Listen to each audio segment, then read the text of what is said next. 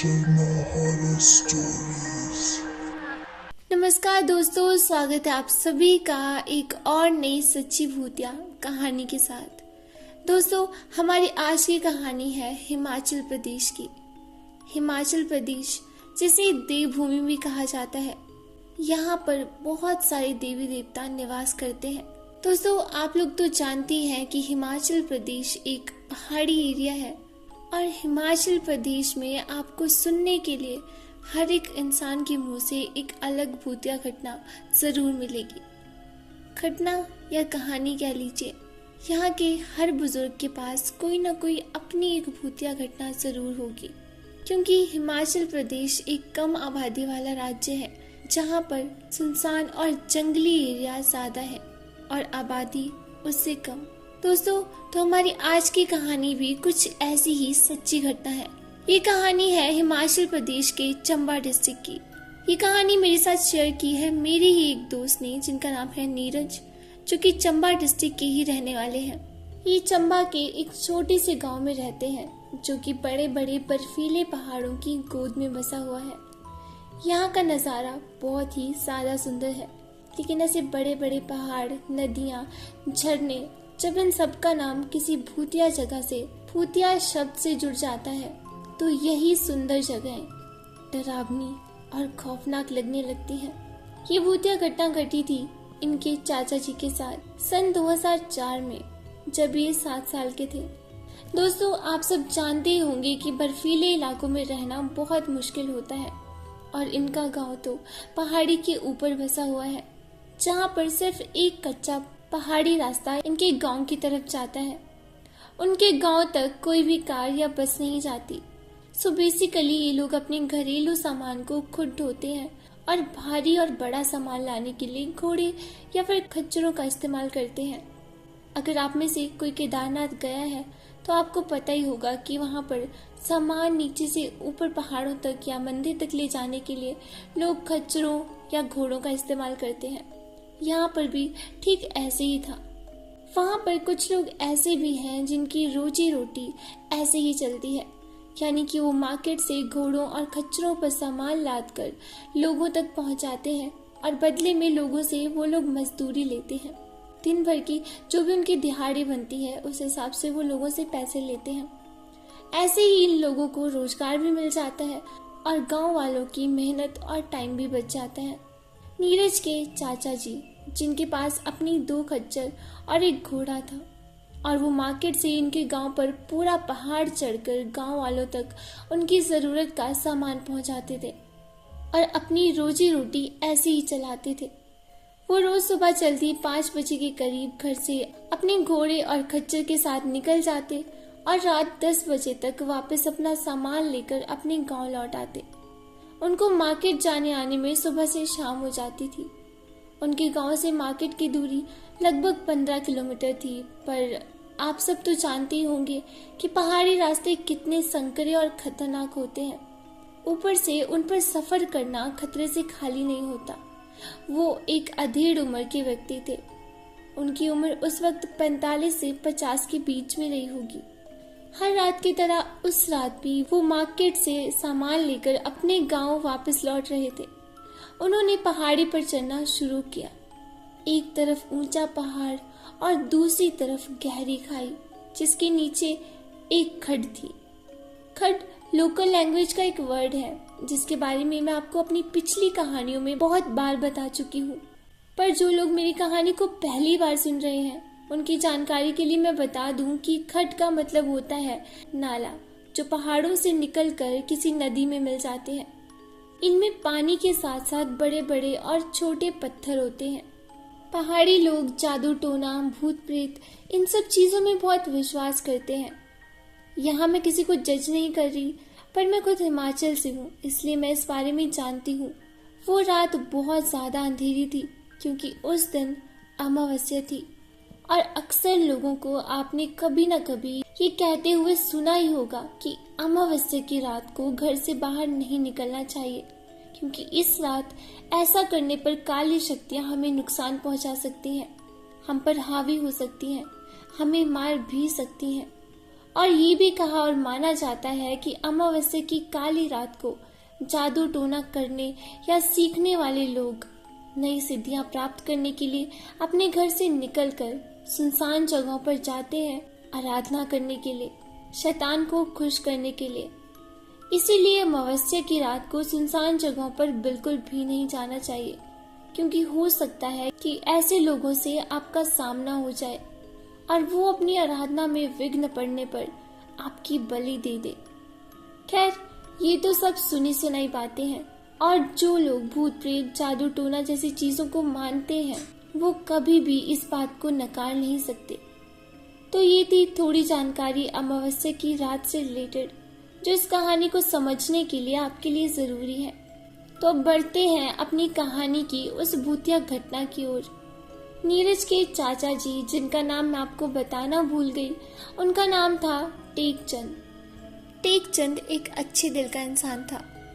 भगवान की पूजा पाठ करना हो या ईमानदारी, उनमें ये सारे गुण थे। पर एक उनमें बहुत बड़ी कमी थी, और वो थी शराब का आदी होना। वो हर रोज रात को शराब पीता ही पीता था। रोज मार्केट से निकलने से पहले वो दारू के ठेके पर जाकर शराब जरूर खरीदता था। आज भी उसने ऐसा ही किया, लेकिन आज शराब के साथ साथ उसने चिकन भी खरीद लिया था, जो कि रॉ यानी कच्चा था। उसने सोचा कि वो घर जाकर खुद इसे अच्छे से पकाएगा और अपने बच्चों को भी खिलाएगा और खुद भी खाएगा। टेकचंद की फैमिली में उसके 3 बच्चे थे, जिनमें एक बेटी थी जिसकी शादी हो चुकी थी, और 2 बेटे थे जो कि अभी छोटे थे और स्कूल जाते थे। और इनकी बीवी कुछ टाइम पहले किसी बीमारी की वजह से मर चुकी थी। टेकचंद ने मार्केट से खरीदा हुआ सामान उठाया और अपने गांव की तरफ निकल पड़ा। अभी तक रात के 10 उसको मार्केट में ही बज चुके थे। किसी सामान के लेट मिलने की वजह से वो भी लेट हो चुका था, इसलिए वो जल्दी जल्दी चलने लगा, और उसके खच्चर और घोड़ा भी उसके पीछे पीछे चल रहे थे, जिनकी रस्सी टेकचंद के हाथ में थी।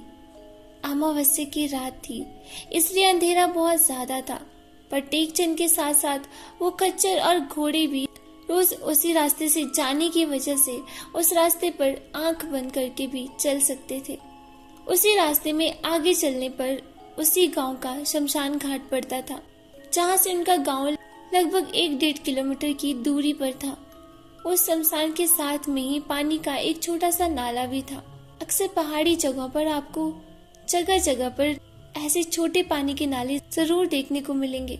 टेकचंद के घोड़े बहुत ज्यादा थक चुके थे, और चलते चलते उसके घोड़े का पैर एक पत्थर से टकराकर पत्थरों के बीच में अटक गया, जिसकी वजह से घोड़े के पैर में जो लोहे की नाल लगी थी वो निकल गई। घोड़े के पैर में लगने की वजह से वो घोड़ा ठीक से नहीं चल पा रहा था, इसलिए उसने सोचा कि घोड़ों को यहाँ पानी पिलाकर थोड़ी देर इन्हें यहाँ आराम करवा लेता हूँ, फिर थोड़ी देर बाद यहाँ से चल पड़ूंगा। और उसने ऐसा ही किया। घोड़ों को पानी पिलाकर वहां एक पेड़ के साथ उन्हें बांध दिया, और खुद भी एक पेड़ के नीचे बैठ गया और आराम करने लगा। ये जिस समय की बात है, उस समय लोग अक्सर पैदल ही एक जगह से दूसरी जगह आया जाया करते थे, तो रात में पैदल ट्रैवल करना लोगों के लिए कोई बड़ी बात नहीं थी। इसलिए टेकचंद ऐसी सुनसान जगह पर आराम करने के लिए रुक गया था। इसके बाद अचानक से उसको याद आई, उसने जो घोड़े की नाल हाथ में पकड़ रखी थी, जिसे उसने संभाल कर रखने के लिए अपनी जेब में हाथ डाला। जेब में हाथ डालते ही अचानक से उसको याद आया कि उसके कोट की जेब में एक शराब की बोतल है। उसने फटाफट से वो निकाली और वही सामान के पास दारू पीने बैठ गया। उसके पास वो कच्चा मांस भी था। टेकचंद का हालांकि भूतों से कभी सामना हुआ नहीं था, पर वो भूत प्रेत में काफी यकीन करता था। उसे ये बात अच्छे से पता थी कि अगर वो इस सुनसान शमशान के पास बैठकर दारू पिएगा तो पक्का भूत प्रेत उस तरफ आकर्षित होंगे ही होंगे, क्योंकि भूत प्रेत अब और मांस को बहुत ज्यादा पसंद करते हैं। ये सोचते ही उसने फटाफट से वो दारू की बोतल अपने कोट में डालने के लिए जैसे ही जेब में हाथ डाला, वो बोतल जेब में डाली तो अचानक से वो बोतल नीचे जमीन पर गिरी और टूट गई। शायद उसका हाथ जेब के बाहर ही रह गया था। वो भूत प्रेतों के बारे में सोच ही रहा था और ऊपर से अचानक से वो बोतल भी गिर गई। जिसकी आवाज से वो एकदम डर जाता है। उसके मन में अब डर ने घर कर लिया था। अब उसने आओ देखा ना ताओ और डर के मारे जल्दी से अपने घोड़े और खच्चरों को पेड़ से जैसे ही खोलने लगा तो उसको कहीं से बहुत से लोगों के चलने की आवाज सुनाई देने लगी। उसने अपने आसपास देखा और उस आवाज को ध्यान से सुनने लगा तो उसने महसूस किया कि वो आवाज उसके गांव की तरफ से आने वाले रास्ते से आ रही है, पर अंधेरे और घने पेड़ों की वजह से वो कुछ ढंग से देख नहीं पा रहा था। लेकिन वो एकटक उसी रास्ते की तरफ देखे जा रहा था। शायद अब उसे थोड़ा हौसला हो गया था कि कोई और राहगीर उस रास्ते से चलता हुआ आ रहा है। लेकिन उसका मन ये जानने के लिए बहुत ज्यादा व्याकुल हो रहा था कि आखिर इतनी रात को इतने सारे लोग इस रास्ते से क्यों आ रहे हैं। ये लोग आखिर कहाँ जा रहे हैं? गांव में सब ठीक तो होगा ना? भूत प्रेतों से उसका ध्यान हट चुका था और उसका ध्यान अब गांव में कुछ अनहोनी तो नहीं हो गई इस बात की तरफ खींचा चला जा रहा था। अभी उसके दिमाग में इन सारे सवालों का ताना बाना चल ही रहा था कि उसने देखा कि सामने से उसके ही गांव के कुछ लोग आ रहे हैं जिन्होंने किसी की अर्थी उठाई है। ये देखकर अब उसका शक यकीन में बदल गया था। अब उसे पता चल चुका था कि उसके गांव में किसी की मौत हो चुकी है। टेकचंद वहीं उस रास्ते के किनारे पर खड़ा हुआ था। वो लोग जैसे ही उसके सामने से गुजरने लगे तो उसने देखा कि उसका छोटा बेटा, जिसकी उम्र अभी 13 साल की थी, अपने बालों को मुंडवा कर अर्थी के साथ साथ चल रहा था। ये देखकर टेकचंद के पैरों तले जमीन खिसक गई। डर के मारे जैसे मानो उसकी जान उसके हलक में अटक गई थी। वो ये सोचने लगा कि उसके घर में किसी की मौत हो गई है। मेरी बीवी को मरे हुए अभी वक्त ही कितना हुआ है और अब मेरे परिवार में एक और मौत। कहीं मेरा बड़ा बेटा तो नहीं? नहीं, ऐसे नहीं हो सकता। मैं ये क्या सोच रहा हूँ? मैं ऐसा कैसे सोच सकता हूँ? लेकिन अगर ऐसा हुआ तो मैं जीते जी मर जाऊंगा। टेकचंद की टांगे कांप रही थी। उसका गला पूरी तरह से सूख चुका था, पर उसकी हिम्मत उन लोगों से ये पूछने की नहीं हो रही थी कि आखिर इस अर्थी पर ये लाश किसकी है। शायद उसको डर लग रहा था कि कहीं उसका सोचा हुआ सच ना हो जाए, इसलिए वो उन लोगों से बात करने की हिम्मत नहीं जुटा पा रहा था। वो बुत बनकर एक जगह खड़ा हुआ था, पर ये तो स्वाभाविक सी बात है क्योंकि उसके साथ ये घटना बिल्कुल अचानक हुई थी। कुछ सेकंड्स में ही उसके दिमाग ने ये सब कुछ सोच लिया था। वो लोग उसके सामने जैसे ही गुजरने लगे तो उन्होंने टेकचंद को ऐसे अनदेखा कर दिया मानो वो लोग उसे जानते ही ना हो। ये देखकर टेकचंद को बहुत ज्यादा अजीब लगा था, लेकिन उस वक्त इस बात से भी ज्यादा जरूरी ये था कि आखिर उस अर्थी पर वो लाश है किसकी। और तो और उसके बेटे ने भी उसे पूरी तरह से अनदेखा कर दिया था। हालांकि उस वक्त तो थी रात ही थी, पर इतना भी अंधेरा नहीं था कि वो किसी इंसान को खड़ा हुआ देखकर उसकी पहचान न कर पाए। वो लोग उस नाले को पार कर उस शमशान पर गए और उन्होंने उस अर्थी पर से उस लाश को उठाया और चिता पर लकड़ियां रखकर उन पर उस लाश को रख दिया। टेकचंद अब उस चिता की तरफ आगे बढ़ने की कोशिश करने लगा था, पर अभी भी वो बहुत ज्यादा सदमे में था। उसके कदम आगे बढ़ने को राजी ही नहीं हो रहे थे। उसका दिल डर के मारे जोर जोर से धड़क रहा था, मानो कलेजा चीर के बाहर आ जाएगा।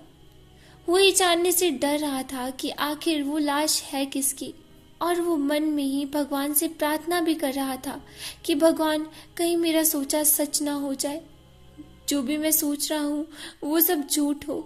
वो मन ही मन रो रहा था, चिल्ला रहा था, पर उसके मुंह से एक भी शब्द नहीं निकल पा रहा था। इतने में वो सब लोग चिता को जलाने की कोशिश करते हैं और वो टेकचंद के बेटे के हाथ में मशाल जलाकर देते हैं और उसे चिता में आग लगाने को कहते हैं। टेकचंद अब अपनी ख्यालों की दुनिया से होश में आता है और शमशान की ओर उस चिता की तरफ बढ़ने लगता है, ये देखने के लिए कि आखिर उस चिता पर मरा हुआ व्यक्ति है कौन। वो दौड़कर आगे बढ़ने लगता है और उसकी नजर उसी चिता पर टिकी होती है। वो उस चिता पर रखी लाश के मुंह की तरफ नजर देता है। उस चिता पर लाश का मुंह टेकचंद की तरफ ही था। जैसे ही टेकचंद आगे बढ़ा और उसने लाश का मुंह देखा तो टेकचंद के बचे कुचे होश भी उड़ गए थे, क्योंकि चिता पर जिसकी लाश थी वो उसने बिल्कुल भी इमेजिन नहीं किया था। वो तो उसकी सोच से बिल्कुल परे था। उसने देखा कि चिता पर किसी और की नहीं बल्कि उसकी खुद की लाश थी। जैसे ही उसने ये नजारा देखा, अचानक से उसके मुंह से ये शब्द निकले, ये कैसे हो सकता है? क्या कर रहे हो तुम लोग? ये मैं नहीं कर सकता। मैं जिंदा हूँ, मैं जिंदा हूँ। वो पूरे जोर से चिल्लाने लगा, पर उसकी बात पर वहां पर खड़े किसी भी इंसान ने कोई भी रिएक्शन नहीं दिया, जैसे मानो वो उनको दिखाई ना दे रहा हो। वो उन सब के पास बढ़ने लगता है तो वो देखता है कि अब तक जो लोग उसको इग्नोर कर रहे थे, अब सबके मुंह उसी की तरफ थे और वो लोग उसे घूर कर देख रहे थे।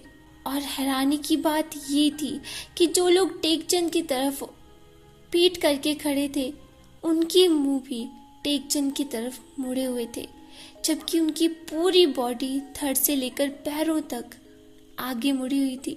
ये देखकर तो अब टेकचंद का डर के मारे बुरा हाल हो गया था।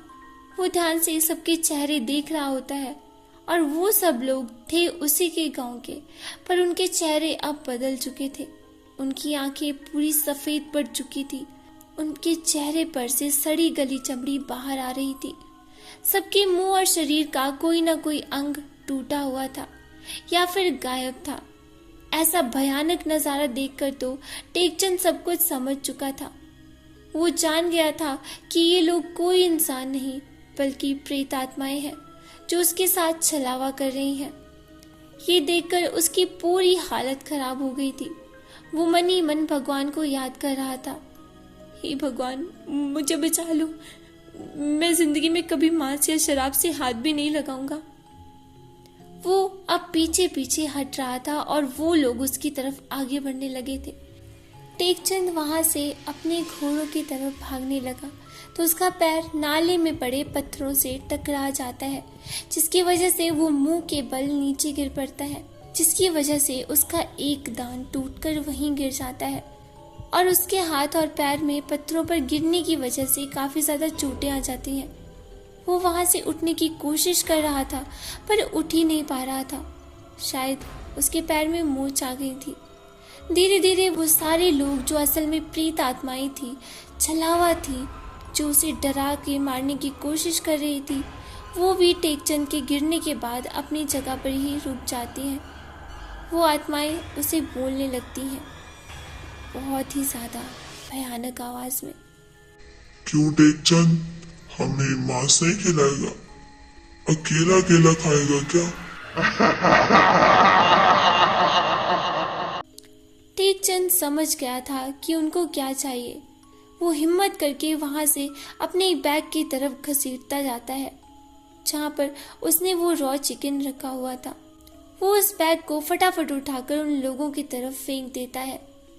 जैसे ही वो उनकी तरफ चिकन को फेंकता है, वो सारे लोग एकदम से वहां से गायब हो जाते हैं, जैसे वो कभी वहां पर थे ही नहीं। और हैरानी की बात तो ये थी कि वो चिकन का बैग भी वहां से गायब था। टेकचंद के पैर में काफी ज्यादा मोच आ गई थी, पर वो हिम्मत करके वहां से अपने घोड़े पर से सारा सामान फेंक देता है और उसके ऊपर बैठकर अपनी दोनों खच्चरों की रस्सी भी खोल देता है, जिससे घोड़ा भागकर सीधा टेकचंद के गांव में ही रुकता है। गांव पहुंचने तक रात के 1 बज चुके थे। टेकचंद अपने घर पहुंचता है तो वो देखता है कि गांव के कुछ लोग उसके घर के अंदर बैठे हुए थे और टेकचंद का छोटा बेटा जो रो रहा था उसे चुप करवा रहे थे। टेकचंद के घर के अंदर कदम रखते ही उसका छोटा और बड़ा बेटा उसे लिपट कर जोर जोर से रोने लगते हैं। टेकचंद भी उनको गले लगाकर जोर जोर से रोने लगता है। गांव के जो लोग उसके घर में आए थे वो उससे पूछने लगते हैं कि आखिर वो इतनी देर तक कहाँ था। टेकचंद लंगड़ा कर आगे बढ़ने लगता है क्योंकि उसके पैर में मोच आई थी, इसलिए वो लोग सोचते हैं कि शायद टेकचंद पर किसी जंगली जानवर ने हमला कर दिया होगा, क्योंकि उसके कपड़े भी फटे हुए थे और मिट्टी से भरे थे। वो टेकचंद को पलंग के ऊपर लेटा देते हैं और उससे सारी बात पूछते हैं। टेकचंद अभी बुखार में तप रहा था, पर फिर भी उन लोगों के बार बार पूछने पर वो उसके साथ घटी सारी घटना के बारे में उनको बता देता है कि उसके साथ क्या क्या अनहोनी घटना हुई। पहले तो लोगों को लगा कि वो शराबी है, कुछ भी बोल रहा है, पर उस वक्त टेकचंद ने बिल्कुल शराब नहीं पी थी और उसके शरीर की हालत देखकर तो उसकी बात पर लोगों को विश्वास करना ही पड़ा। वहीं पर खड़ा एक बुजुर्ग टेकचंद की सारी बात सुनकर उन्हें बताता है, आज अमावस्या की रात थी और कभी भी इस रात मांस या शराब लेकर खाकर या पीकर ऐसे सुनसान रास्तों से नहीं चलना चाहिए। ना ही सुनसान जगहों पर जाना चाहिए, ना ही वहां पर रुकना चाहिए, क्योंकि इस समय भूत प्रेत बहुत ज्यादा ताकतवर हो जाते हैं और किसी भी इंसान पर हावी हो सकते हैं। भगवान की माया देखो कि तुमने आज शराब नहीं पी थी और तुम्हारी सच्ची ढाल तो वो घोड़े की नाल बनी जिसे तुमने अपनी जेब में डाला था। तभी वो लोग तुम्हारा कुछ नहीं बिगाड़ पाए, वरना तुमने तो उनसे बातें भी कर ली थी। अगर भूत प्रेत की बातों का जवाब कोई दे दो तो वो उस इंसान की जान कभी नहीं बख्शते। क्या तुम्हें ये सब नहीं पता टेकचंद? टेकचंद ये सुनकर जोर जोर से रोने लगता है और उन सभी आदमियों के सामने अपने बच्चों से वादा करता है कि वो कभी भी शराब या मांस मछली को हाथ भी नहीं लगाएगा और हमेशा टाइम से घर आएगा। दोस्तों, घोड़े की नाल, आप लोगों में से जो भी लोग गांव में रहने वाले हैं या फिर कभी गांव में रहे हैं, उनको पता ही होगा कि गांव के लोग अपने घरों के दरवाजों पर घोड़े की नाल लगाया करते हैं। ये जो अभी स्क्रीन पर आपको एक फोटो दिखाई दे रही है, ये घोड़े की नाल ही है, जो कि घोड़े के पैरों में होती है। इसे घोड़े के पैरों की सेफ्टी के लिए उसके मालिक द्वारा लगाया जाता है। पहले जमाने में लोगों का ये मानना था कि घोड़े की नाल बुरी नजर और बुरी शक्तियों से हमारे घर परिवार की और हमारी रक्षा करती है, और टेकचंद के साथ हुई इस घटना ने इस चीज को साबित भी कर लिया है। हालांकि मैं ये नहीं जानती कि ये सब सच है या फिर बस एक कोइंसिडेंस, पर जो भी हो, अगर आपको ये कहानी सुनकर अच्छा लगा तो प्लीज मुझे सपोर्ट करना, ताकि मैं मोटिवेटेड रहूं और हमेशा मैं आपके मनोरंजन के लिए ऐसी ही डरावनी मजेदार सच्ची भूतिया कहानियां लाती रहूं आपके अपने चैनल पर। तो मिलते हैं अगली वीडियो में किसी ऐसी ही सच्ची भूतिया कहानी के साथ।